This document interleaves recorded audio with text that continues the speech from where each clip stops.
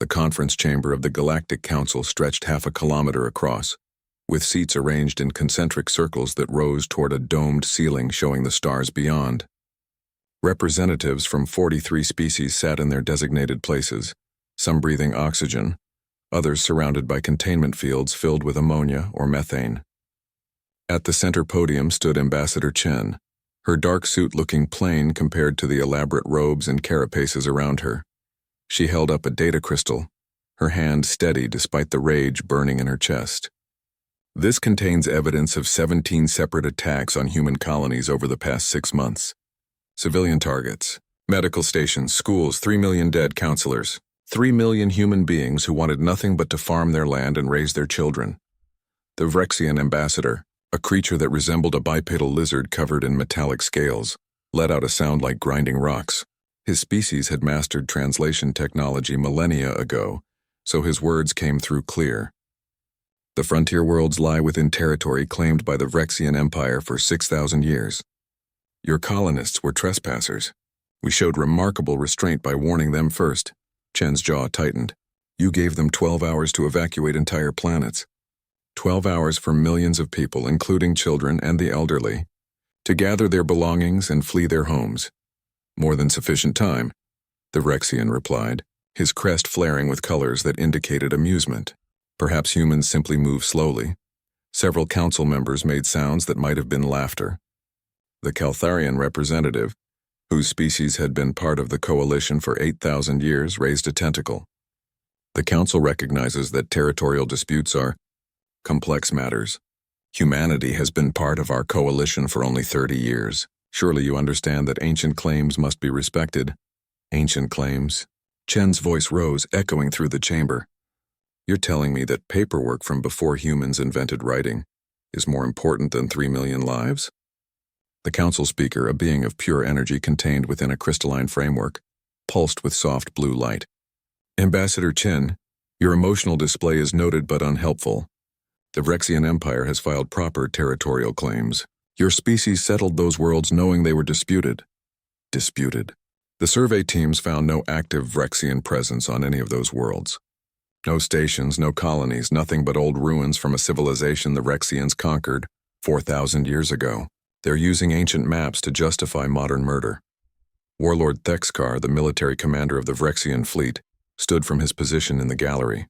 He was larger than his ambassador, his scales darker and marked with scars that his species wore as honors. I grow tired of this primitive species whining before the council. Humanity fought itself for millennia before finally crawling into space. Your world wars, your nuclear weapons, your genetic plagues, you nearly destroyed your own planet multiple times. And now you dare to lecture civilized species about morality? The chamber fell silent.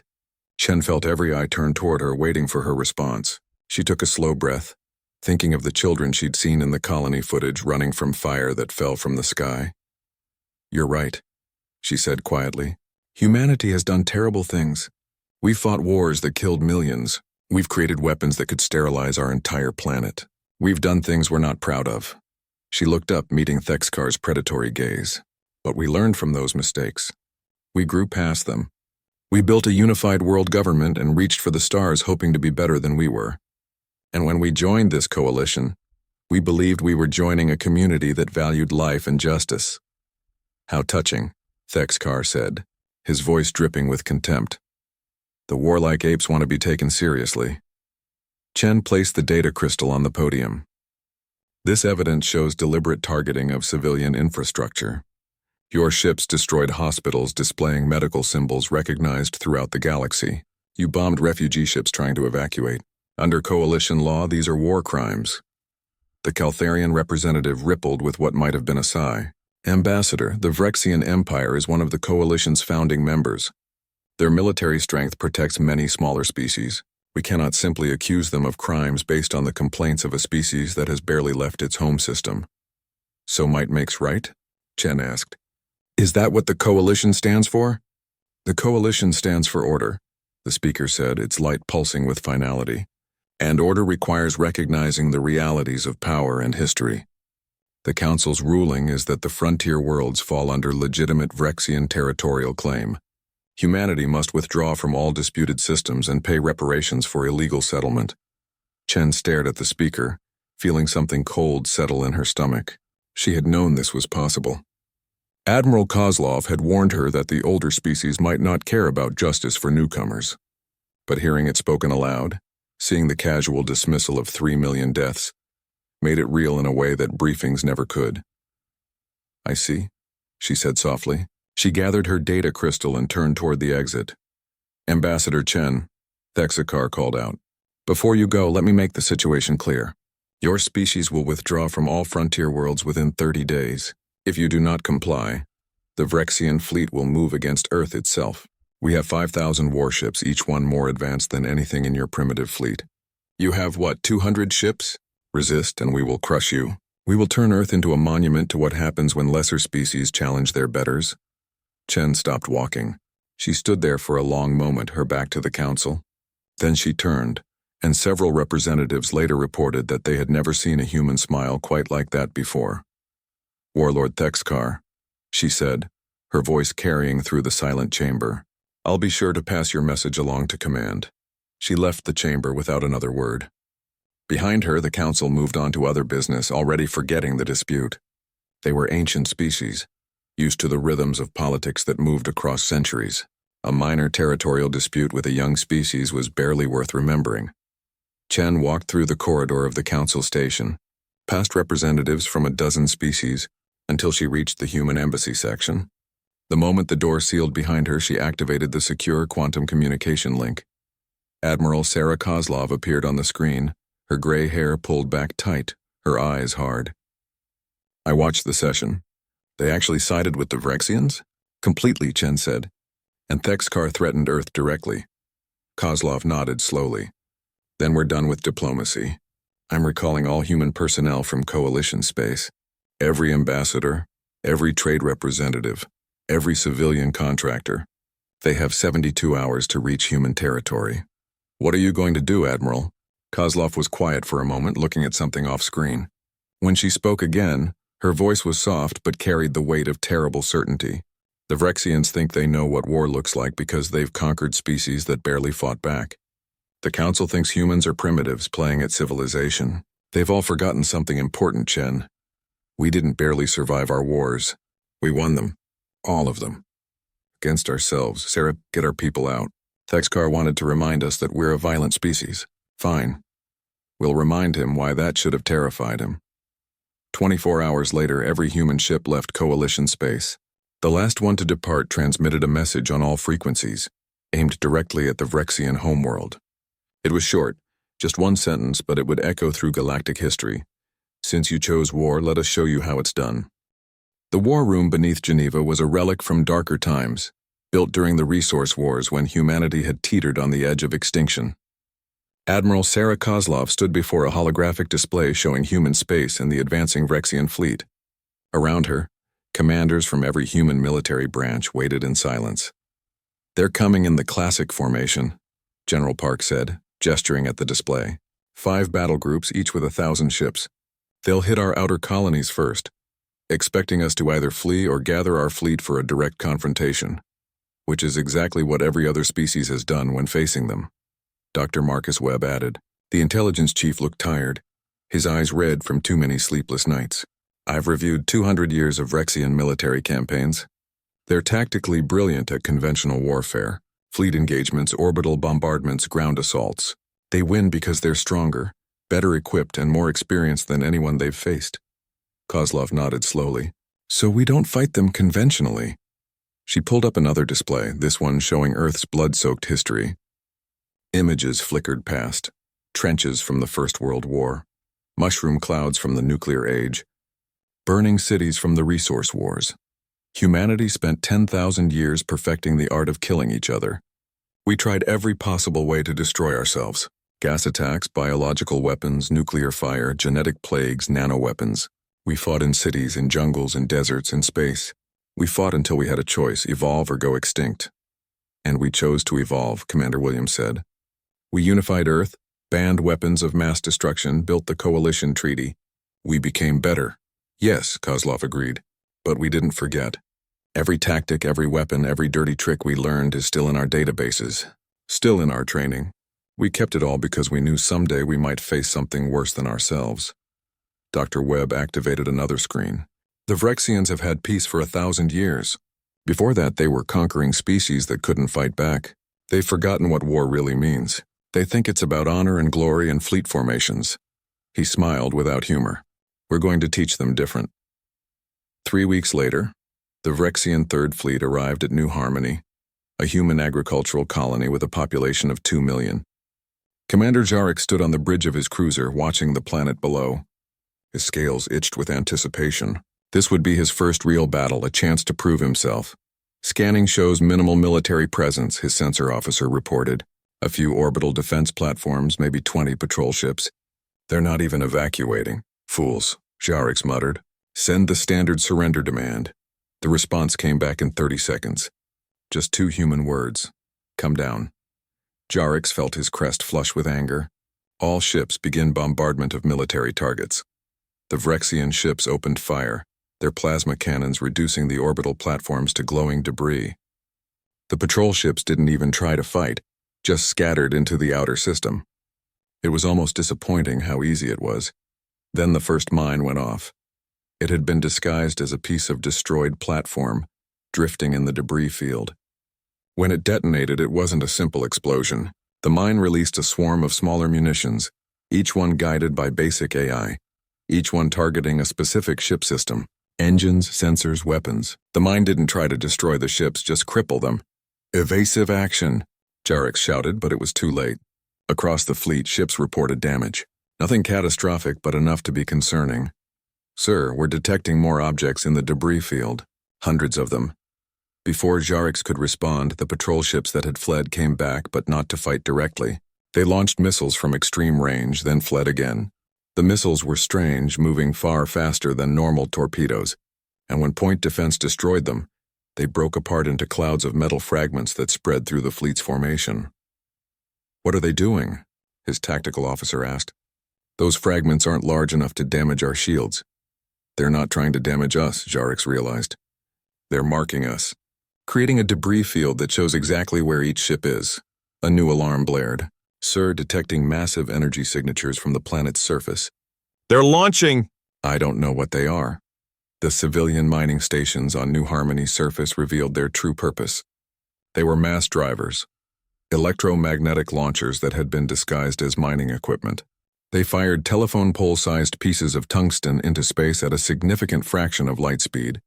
At those velocities, shields meant nothing. Mass and speed were all that mattered. The first kinetic projectile hit a Vrexian cruiser dead center, punching through it like paper. The ship broke apart, atmosphere and body spilling into vacuum. More projectiles followed, each one guided by targeting data from the fleeing patrol ships. Jarek watched in horror as his fleet scattered, but there was nowhere to go. The humans had turned the entire orbital space into a kill zone. Mines, debris fields, kinetic weapons, and through it all, those patrol ships kept harassing them. Never closing to direct combat, just launching and running. All ships, withdraw to minimum orbital distance, Jarek ordered. We'll regroup and sir the colonists. They're launching. On the planet below, civilian ships were taking off. Not evacuation ships, but mining vessels, cargo haulers, even personal spacecraft. They weren't running. They were coming up to fight. They're insane, the tactical officer breathed. Those ships aren't armed, but they didn't need to be armed. They just needed mass and velocity. The civilian ships accelerated toward the Vrexian fleet on collision courses, their transponders broadcasting human songs, human voices. Some were automated, some were piloted. All of them were deadly. The Vrexian fleet opened fire, destroying dozens of the civilian ships, but for every one they killed, 2 more appeared. The colonists were turning themselves into weapons, and Jarek realized with cold certainty that they would not stop. These humans would rather die than surrender. Retreat, he said quietly. Signal all ships. We're withdrawing. But sir, our orders, now, Jarek roared. Before they kill us all. The Third Fleet limped away from New Harmony, leaving behind 30 destroyed ships and twice that number damaged. They had achieved nothing. The colony still stood, its people still defiant. Back on the Vrexian homeworld, Warlord Thexkar watched the battle reports with growing disbelief. How had a fleet of 1,000 ships been repelled by a barely defended colony? Dr. Webb's face appeared on every screen in the Vrexian command center, broadcast on frequencies that should have been secure. Hello, Warlord. I wanted to introduce myself. I'm Dr. Marcus Webb, Chief of Human Intelligence. I was a historian before the war, specializing in military conflicts. Let me share some history with you. Images filled the screens. Human soldiers in gas masks walking through toxic fog. Cities reduced to rubble by conventional bombing. Mushroom clouds rising over islands. Children starving in sieges that lasted years. Bodies stacked like firewood. This is what humans did to each other, Webb said calmly. We poisoned our own atmosphere. We contaminated our own water. We created weapons that could end all life on Earth. And we came within minutes of using them. Multiple times. We fought in ways that would make your honorable warriors sick. More images. Guerrilla fighters in jungles. Urban warfare in shattered cities. Submarine warfare. Cyber attacks that crashed entire economies. Biological weapons that killed millions, and then we stopped, Webb continued. We looked at what we'd done and decided never again. We unified our world and reached for the stars. We became peaceful, but we never forgot the lessons we learned. We kept every weapon, every tactic, every nightmare we'd created, locked away and hoping we'd never need them again. The screens showed human ships moving through space, not in neat formations, but spread out, unpredictable, using tactics the Vrexians had never seen. You wanted war, Warlord. You attacked our colonies, killed our people, and threatened our homeworld. So now we'll show you what we learned in 10,000 years of fighting ourselves. Webb's smile was cold. Every dirty trick, every asymmetric tactic, every weapon we swore we'd never use again. We'll fight you in ways you can't imagine, because we've already fought ourselves that way and survived. The transmission ended, leaving Thexkar staring at blank screens. Around him, his officers looked shaken. They had expected an easy conquest. They had expected honor and glory. Instead, they'd found something that terrified them. Humans who knew exactly how terrible war could be and were willing to wage it anyway. The Kepler Nexus was a strategic choke point, a region of space where 3 major shipping lanes converged around a dense asteroid field. Control the Nexus and you controlled access to a dozen systems. Warlord Thexkar had assembled his grand fleet here, 5,000 warships, the largest military force the Vrexian Empire had gathered in centuries. The humans have nowhere left to run, he told his assembled commanders via holographic link. Their fleet is outnumbered 5-1. We have superior shields, superior weapons, superior training. This battle will break them, and then we will proceed to Earth itself. Commander Jarix, still recovering from the disaster at New Harmony, felt his scales itch with unease. Warlord, respectfully, the humans have shown they don't fight as we expect. Perhaps you should remember your place, Thexkar snapped. You lost ships to farmers and miners. This is a proper fleet battle, not a raid on some backwater colony. Here, our superiority will be absolute. The human fleet appeared on sensors. 200 ships exactly as intelligence had predicted. They were arrayed in a loose formation near the inner edge of the asteroid field. Admiral Kozlov's flagship, the UHSV Indomitable, sat at the center. All ships advance, Thexkar ordered. Standard battle formation. We'll crush them in one decisive engagement. The Vrexian fleet moved forward. Thousands of ships in perfect geometric patterns that had won battles for millennia. They were magnificent, intimidating, unstoppable. The human ships didn't retreat. They just sat there waiting. This is strange, Jarix muttered to his tactical officer. Why aren't they moving? Perhaps they're surrendering. No, humans don't surrender. Not anymore. They're planning something. The Vrexian fleet entered the asteroid field. The rocks were large enough to provide cover, but sparse enough to maneuver through. Good terrain for experienced commanders. That's when the asteroid started exploding. They weren't all explosions, Jarix realized as chaos erupted around him. Some asteroids split apart to reveal missile clusters. Others vented compressed gas that sent them spinning into collision courses with Vrexian ships. Still others had been hollowed out and filled with simple kinetic weapons, turning them into giant shotguns that fired when the fleet came within range. The entire field is weaponized, someone screamed over the command channel. They've turned every rock into a trap. The human ships came alive, not advancing but spreading out, using the asteroids as cover. They didn't try to engage in glorious ship-to-ship combat. Instead, they fired from hiding, targeted ships that were already damaged from the traps, and disappeared back into cover before return fire could hit them. "This is not honorable warfare," Thexgar roared. "All ships, return fire! Destroy those asteroids!" But destroying the asteroids just made things worse. Each explosion created more debris, more fragments moving at high velocity. The debris that human ships seemed to navigate effortlessly became a hazard to the tightly packed Vrexian formation. Ships collided with rocks, with each other, with clouds of metal shards that had been hidden in the asteroids. Admiral Kozlov watched from the Indomitable's bridge, her expression calm. "Target their command ships. Ignore everything else. We're not trying to destroy their fleet, just cut off their coordination." The human ships shifted tactics again. Instead of random attacks, they focused on specific targets: communication relays, flagship vessels, command cruisers. They used the chaos of the asteroid field to get close, fire, and vanish before the Vrexians could respond effectively. "They're hunting our commanders," Sharix realized with growing horror. "They're trying to decapitate our command structure." He was right. 3 fleet admirals died in the first hour, their ships targeted by coordinated human strikes. Without central coordination, the Vrexian formation began to break apart, ships clustering together for protection or spreading out to avoid the traps, neither option particularly effective. Then the cyber attack hit. Dr. Webb's team had spent weeks studying Vrexian communication protocols, patiently mapping their networks, finding the weaknesses. Now they struck not with weapons but with information. False orders flooded Vrexian channels. Navigation data was scrambled. Targeting systems reported phantom ships while missing real ones. It wasn't sophisticated hacking, just overwhelming confusion delivered at the worst possible moment. "All ships, ignore any orders not confirmed through secondary channels," Thexgar commanded. But half his fleet couldn't hear him through the interference. In the chaos, the human ships continued their surgical strikes. They weren't trying to win a glorious victory. They were trying to make the battle so expensive, so painful, so terrifying that the Vrexians would lose the will to fight. A Vrexian cruiser, its systems damaged by an asteroid trap, drifted helplessly. Sharix watched as a human destroyer approached it. This was the moment when honorable warriors would either destroy the crippled ship or accept its surrender. The human ship did neither. It fired a single missile that didn't explode. Instead, it attached to the Vrexian hull and began broadcasting.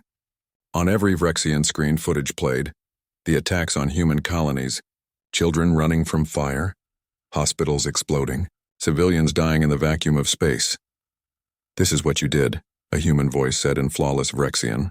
"This is what you started. Every death here, every ship destroyed, every warrior lost, this is your doing. You could have had peace. You chose this." The broadcast wasn't just going to that one ship. It was being beamed throughout the Vrexian fleet and beyond that, directly to the Vrexian homeworld. Human intelligence had cracked the Vrexian civilian communication networks. Now millions of Vrexian civilians were watching the battle, seeing the footage, seeing their mighty fleet being torn apart in an asteroid field.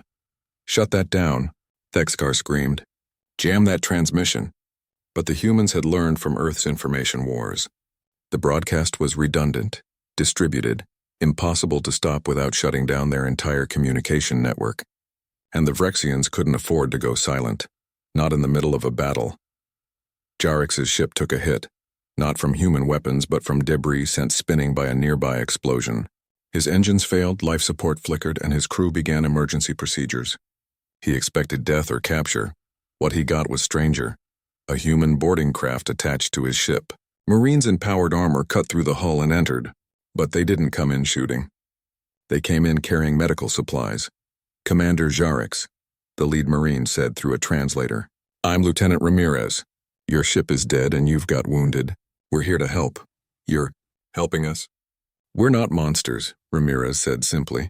"Your leader started this war, not you. Now you've got a crewman bleeding out 2 sections over.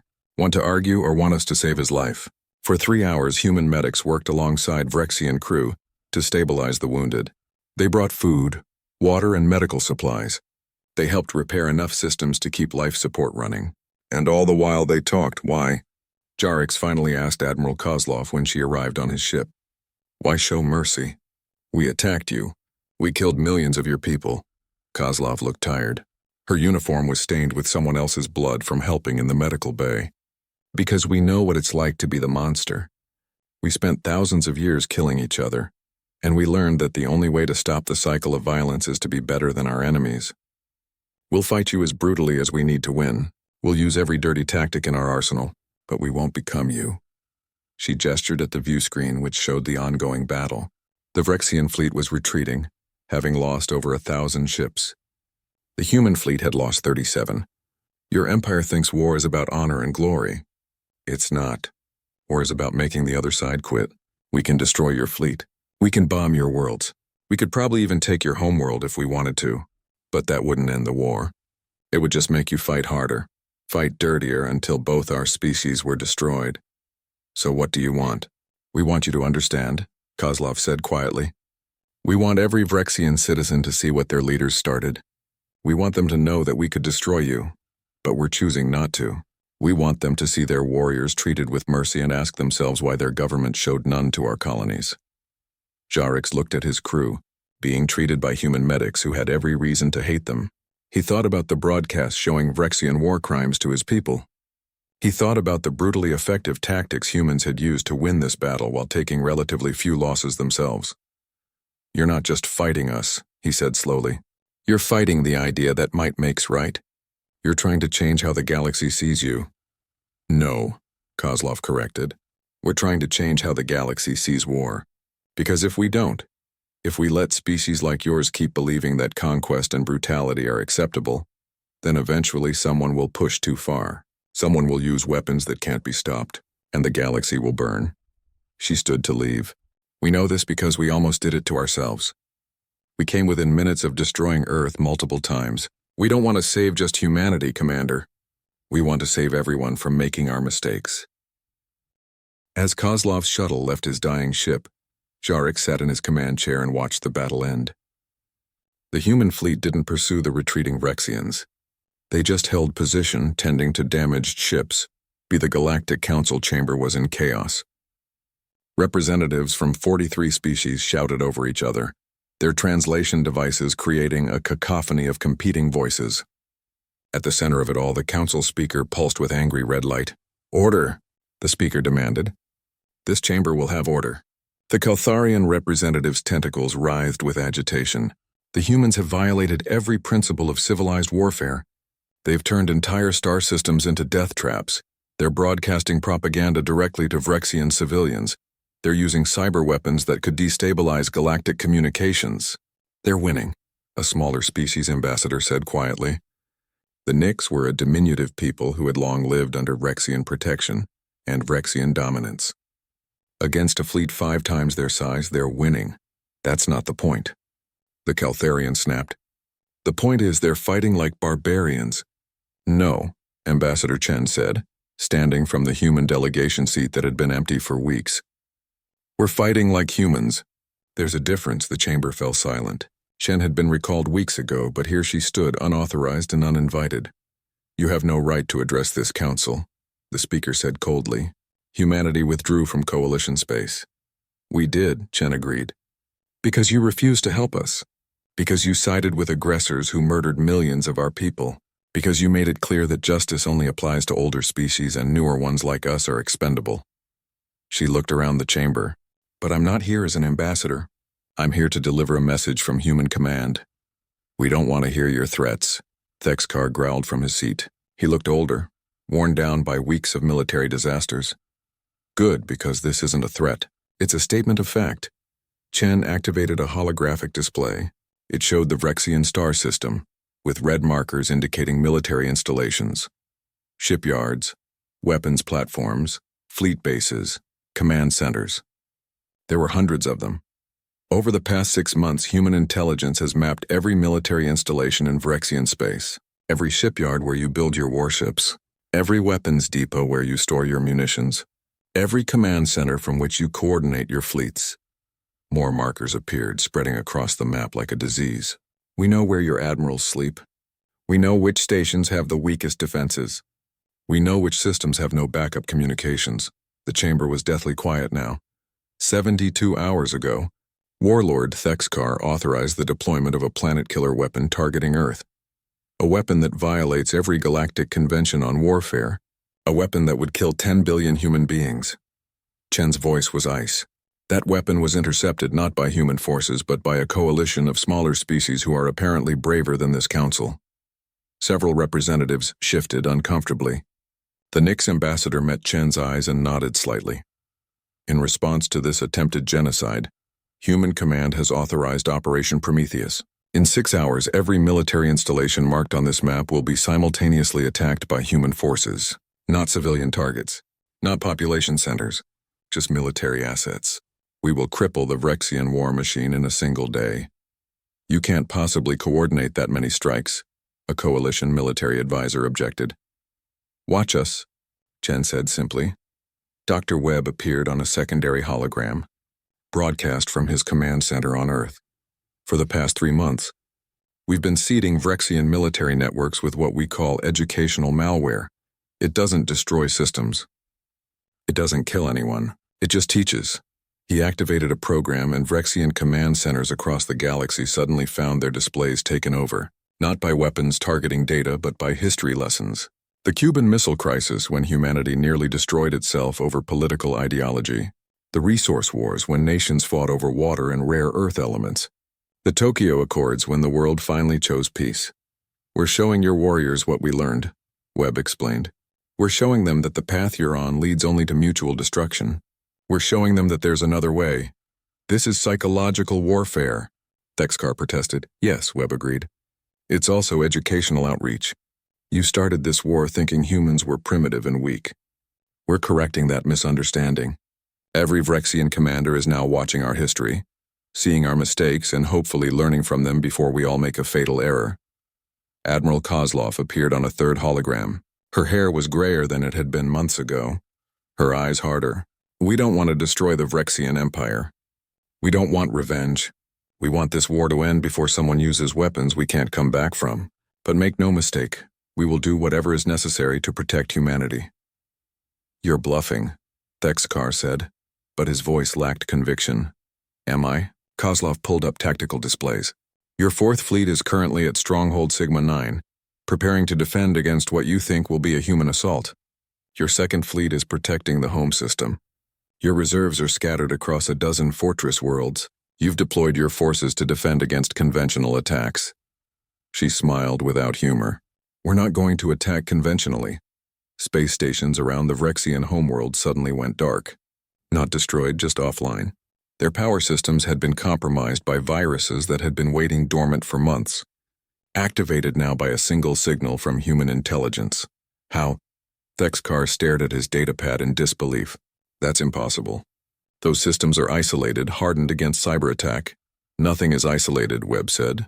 Not really. Every system talks to every other system eventually. Every maintenance drone, every supply ship, every communications relay. We've been inside your network since the first week of the war. Watching, learning, planting seeds. Now we're harvesting. Across Vrexian space, military bases went offline. Not completely. Life support and critical systems remained functional, but weapons, shields, communications, all the systems needed for war, all failed simultaneously. Human ships appeared out of nowhere, not attacking but positioning themselves in perfect firing positions, demonstrating that they could have destroyed everything but chose not to. This is what restraint looks like, Kozlov said. This is us showing you that we've already won, but we're giving you a chance to end this without more death. The Galactic Council chamber erupted again, but this time with a different tone. Fear. Species that had thought themselves safe, protected by ancient treaties and powerful militaries, suddenly realized that humanity had just demonstrated capabilities no one had imagined they possessed. You could do this to any of us, the Caltharian said softly. You could cripple any military in the galaxy. We could, Chen admitted, but we won't, not unless attacked.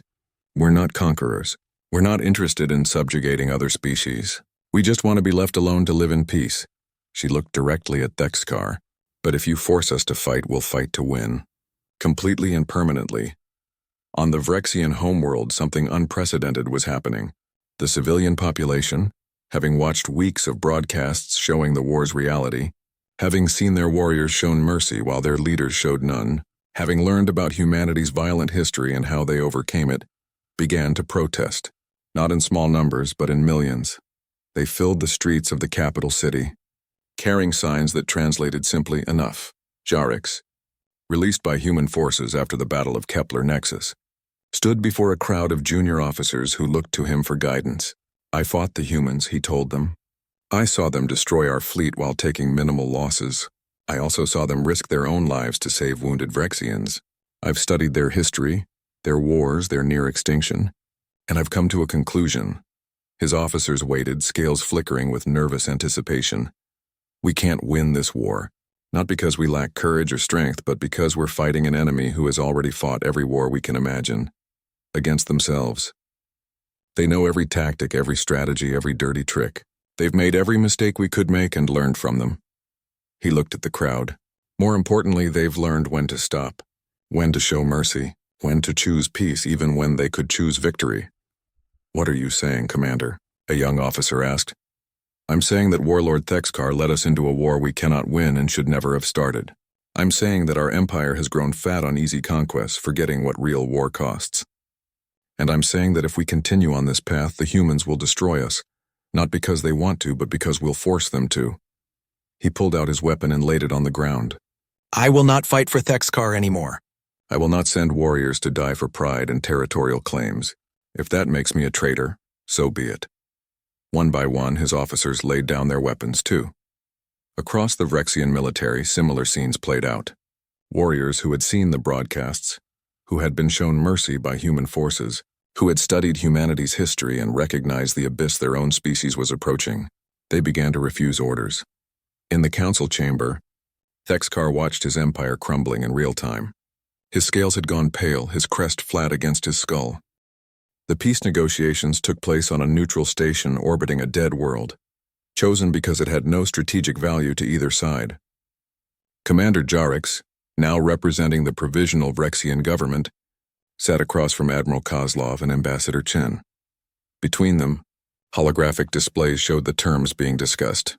These reparations are substantial, Jarix said, looking at the numbers. The Vrexian Empire would be paying humanity for decades to rebuild the destroyed colonies. 3 million people died, Chen said quietly. That's substantial too. Every credit goes directly to the families of the dead and to rebuilding what your empire destroyed. Not 1 cent goes to military spending. Jarix nodded slowly. He had expected worse. And the territorial concessions? All frontier worlds remain human territory, Kozlov stated. In addition, the buffer zone between our space and yours expands by 2 systems. But we're willing to establish joint research stations on the border, staffed by both species. A way to build trust. Joint stations, Jarix repeated. With the species we just tried to conquer. With the species you just learned a hard lesson from, Kozlov corrected. We don't need to be enemies forever, Commander. Earth was once divided into nations that hated each other, that fought wars that killed millions. Now we're unified. It took time and it took learning from our mistakes, but we got there. She paused. Your species can too. Dr. Webb appeared on a holographic link from Earth. We're also offering something that might surprise you. We call it the Terran Conventions. A complete record of humanity's war history. Every tactic, every weapon, every mistake we made, and how we learned to do better. We want to share it with the Vrexian people, and eventually with every species in the Coalition. You're giving us your military secrets? Jarix couldn't hide his shock. No, we're teaching you our lessons, Webb clarified. The tactics will be outdated by the time you could use them. But the lessons about restraint, about knowing when to stop, about choosing peace even when you could choose war, those lessons are timeless. We nearly destroyed ourselves learning them. Maybe other species can learn without paying such a high price. The negotiations continued for 3 weeks. Terms were argued, refined, and finally agreed upon. The Vrexian Empire would withdraw from all human territory immediately. Reparations would be paid over 20 years. War criminals would be tried in a joint tribunal. Military spending would be capped and subject to coalition oversight. In exchange, humanity would not pursue further military action and would assist in rebuilding Vrexian infrastructure damaged in the war. But the real work was happening elsewhere. On the frontier worlds, humans returned to bury their dead. The colony of New Harmony, where the first major battle had taken place, erected a memorial from the wreckage of the battle. It was a wall of metal, thousands of names etched into it with a simple inscription in multiple languages. They died choosing freedom. We live to honor that choice. Admiral Kozlov stood at the memorial with Jarix, who had asked to visit. The Vrexian commander looked at the names, thousands of them, and felt the weight of what his empire had done. "I gave the order to attack this colony," he said quietly. "I believed we were within our rights. I believed your people were trespassers who needed to be removed. And now?" Kozlov asked. "Now I see them as people. Individuals with names, families, hopes, dreams. All of them gone because I was following orders I never questioned." He turned to face her. "How do you live with that? The weight of all those deaths?" Kozlov was silent for a long moment. "You carry it. You remember it. You make sure it never happens again. When I was younger, I fought in the resource wars. I gave orders that killed people, and I thought I was right at the time. Now I know that war is never right, only sometimes necessary. The trick is knowing the difference." She gestured at the memorial. "These names remind us of what we're protecting and what we risk when we choose war. Your empire forgot that. You became so used to easy conquest that you forgot what war actually costs. And humanity remembered because you nearly destroyed yourselves. Yes. Our blessing and our curse. We know how bad things can get because we've been there. We've stood on the edge of the abyss and looked down. And then we chose to step back." Kozlov looked at the stars above them. "Now we're trying to make sure other species don't have to peer over that same edge." On Earth, the Galactic Council convened an emergency session. The chamber was more crowded than usual, with representatives from species that had never bothered to attend before. The war between humans and Vrexians had sent shockwaves through the galaxy. The council speaker pulsed with solemn blue light. "The council recognizes Ambassador Chen." Chen stood wearing a new uniform. Not a diplomatic outfit, but the military dress uniform of the Coalition's newest Security Council member. Humanity had been offered a permanent seat after demonstrating their military capabilities, though Chen suspected it was as much about fear as respect. "The war is over," she began, "but the work of peace is just beginning. The Vrexian Empire has agreed to all our terms, and we're beginning the process of rebuilding trust between our species. But this war revealed something troubling about the Coalition itself." The chamber stirred uncomfortably. "When my colonies were attacked, when millions of my people died, this council did nothing. Not because you couldn't help, but because you didn't care. Because we were new, unimportant, weak. You let injustice happen because it was convenient." Chen's voice hardened. "That ends now." She activated a holographic display showing a new document. "The Terran Conventions. A complete framework for preventing and conducting warfare based on humanity's 10,000 years of experience. It includes rules about legitimate targets, treatment of civilians, use of weapons of mass destruction, and most importantly, when other species are obligated to intervene. You cannot dictate terms to the Council." The Caltharian representative objected. "We're not dictating. We're offering. But let me be clear. Humanity will enforce these conventions with or without Council approval. If we see genocide, we'll intervene. If we see conquest of peaceful species, we'll intervene. If we see weapons of mass destruction deployed against civilians, we'll intervene." Chen looked around the chamber. "We've proven we have the capability. Now we're committing to the responsibility." "This is tyranny," someone protested. "One species appointing themselves the galaxy's police." "No," Admiral Kozlov said, appearing on holographic link. "This is us refusing to be bystanders.